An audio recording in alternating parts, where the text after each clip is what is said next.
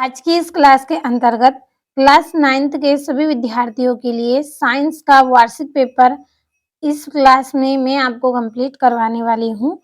तो 75 नंबर का आपका पेपर है। यदि एग्जाम में 75 में से 70 अंक चाहिए तो पूरा वीडियो लास्ट तक देखें और हर एक प्रश्न कंप्लीट करें। तो इस तरह के निर्देशांक रहेंगे और पूरा पेपर आपका कंप्लीट है, केवल समझना है। तो पहला प्रश्न है, सही विकल्प चुनिए। पहला है द्रव्य धातु का नाम है, तो जो द्रव्य धातु है उसका क्या नाम है? पारा नाम है द्रव्य धातु का। दूसरा है जी का सर्वाधिक मान होता है, तो जी का सर्वाधिक मान ध्रुवों पर होता है। तीसरा है शुष्क बर्फ क्या है, तो शुष्क बर्फ क्या है? ठोस कार्बन डाइऑक्साइड है। चौथा है कार्बन का परमाणु द्रव्यमान होता है, तो कार्बन का परमाणु द्रव्यमान 12 होता है। पांचवा है परमाणु के नाभिक की खोज किसने की थी? तो परमाणु के नाभिक की खोज रदरफोर्ड ने की थी। छठा है शक्ति का एसआई मात्रक है, तो शक्ति का एसआई मात्रक वाट होता है। यहाँ से इंग्लिश मीडियम वाले बच्चे आप भी इनको कंप्लीट अच्छे से करें। अब बढ़ते हैं अगले प्रश्न की ओर। यहाँ से पांचवा छठा प्रश्न है और अगला प्रश्न है रिक्त स्थानों की पूर्ति कीजिए। पहला है लाइसोसोम्स को डेडेस वाली थैली भी कहते हैं, तो लाइसोसोम को आत्मघाती वाली थैली भी कहते हैं। दूसरा है परमाणु के नाभिक में उदासीन कण डेडेस होता है, तो परमाणु के नाभिक में उदासीन कण न्यूटन होता है। तीसरा है डेडेस कोशिका में हरित लवक पाया जाता है, तो पादप कोशिका में हरित लवक पाया जाता है। चौथा है धातुएं ताप एवं विद्युत की डेडेस होती हैं, तो धातुएं ताप एवं विद्युत की सुचालक होती हैं। पांचवा है निलंबन कणों का व्यास 1.5 मीटर होता है, तो 10 की घात -5 मीटर होता है। छठा है वाष्पीकरण से डेडेस उत्पन्न होती है, तो वाष्पीकरण से ठंडक उत्पन्न होती है। और ये यहाँ से इंग्लिश मीडियम वाले बच्चों के लिए है, कंप्लीट अच्छे से करें। तीसरा प्रश्न सही जोड़ी लिखिए। पहला है कार्य करने की क्षमता, तो ऊर्जा होती है। दूसरा है दूरी का मापक यंत्र, ओडोमीटर के द्वारा नापते हैं दूरी को।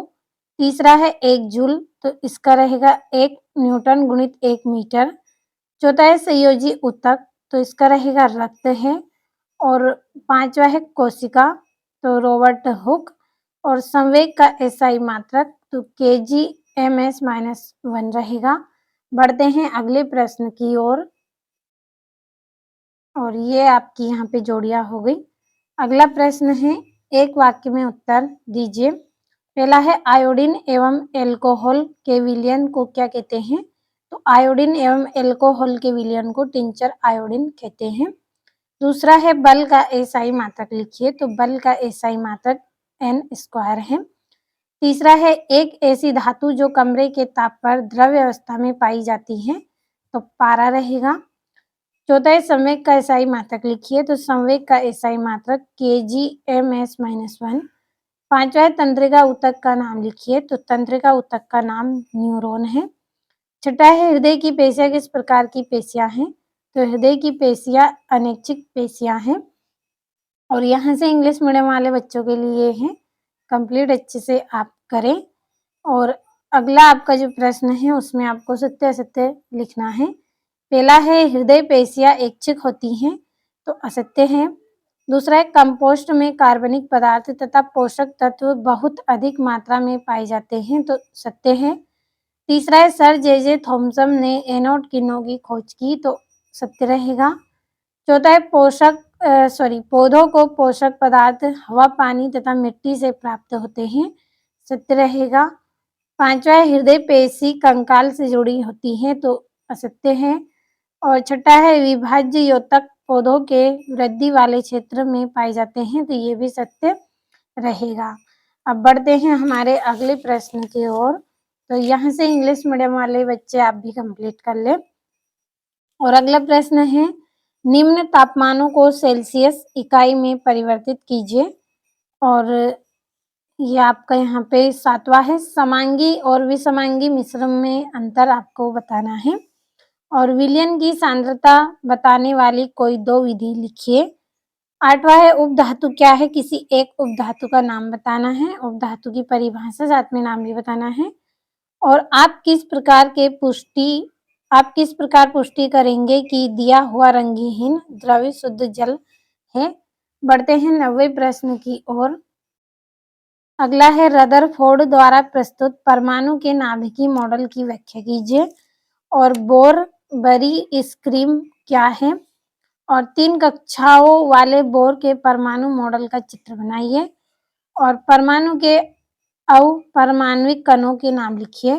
तो भरोसा रखिए पूरा पेपर मैं यहाँ पे आपको जो कंप्लीट करवा रही हूँ इसी में से आपका पूरा पेपर रहेगा।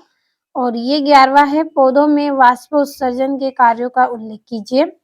12वां है रेखित पेशी का नामांकित चित्र बनाइए। और अदिश राशियों को परिभाषित कीजिए, उदाहरण भी दीजिए। और ये 14वां है न्यूटन के गति का विषयक प्रथम नियम लिखिए। तो बढ़ते हैं अगले प्रश्न की ओर। तो ये अगला है घर्षण को बढ़ाने के कोई 2 उपाय लिखिए। 15वां संवेग से आप क्या समझते हैं, इसका मात्रक लिखिए। और संतुलित बल किसे कहते हैं? और यहाँ से 16वां है किसी वस्तु के घनत्व से क्या तात्पर्य है, इसका मात्रक लिखना है आपको, एसआई मात्रक। और क्या कारण है कि कॉर्क पानी में तैरता है जबकि कील डूब जाती है? और गुरुत्वाकर्षण के सार्वत्रिक नियम के क्या महत्व हैं? और लाइसोसोम के कार्य बताना है। और गोल्जी काय के कार्य भी आपको बताना है। 19वां है कार्य क्या है, कार्य के प्रकार उदाहरण सहित लिखिए। और गतिज ऊर्जा के लिए व्यंजक आपको प्राप्त करना है। बढ़ते हैं हमारे अगले प्रश्न की ओर। तो ये यहाँ से अगला प्रश्न, खाद्य एवं उर्वरक के गुणों की तुलना कीजिए। मधुमक्खी पालन की महत्वता एवं उपयोगिता लिखिए। और निम्नलिखित पदार्थों के मोलर द्रव्यमान का परिकलन कीजिए। एथाइन C2H2 और बफर अणु S8 और हाइड्रोक्लोरिक अम्ल HCl और नाइट्रिक अम्ल HNO3।